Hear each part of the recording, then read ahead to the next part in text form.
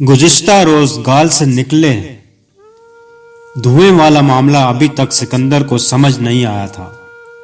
اس کے علاوہ کچھ اور باتیں بھی سکندر کو حیران کر رہی تھیں کہ ان چار نوجوانوں نے آخر آپس میں ایک لفظ تک بھی کیوں نہیں بولا۔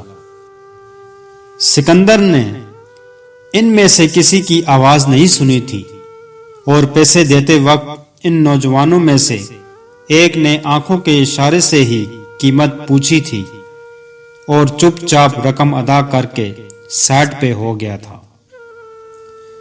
جاسوسی کہانیاں پڑھ پڑھ کے سکندر خود بھی ایک جاسوس بن کر اپنے ملک کی خدمت کرنا چاہتا تھا، اور گزشتہ روز ہونے والے اس غیر معمولی واقعے نے اس سکندر کے اندر کے جاسوس کو پھر سے متحرک کر دیا تھا۔ انتہائی زوردار ہواؤں کا سلسلہ آج صبح سے ہی جاری تھا۔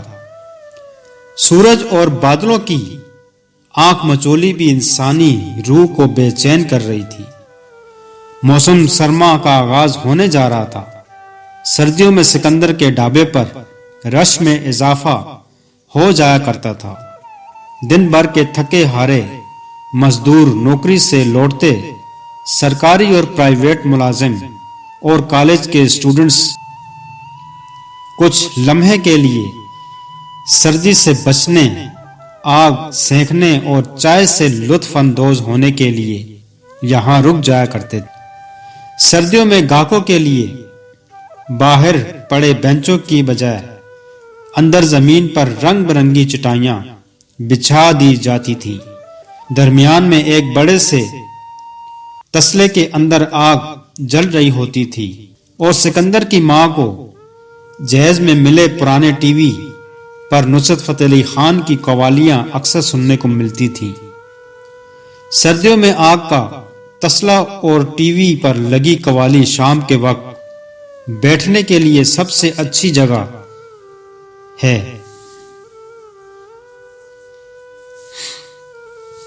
شام کے وقت بیٹھنے کے لیے سب سے اچھی جگہ ہے۔ میخانہ گاہکوں کے لیے بڑے سکون کا باعث ہوا کرتی تھی۔ حسب معمول سکندر چٹائی پہ دراز گاہکوں کو چائے پیش کر رہا تھا۔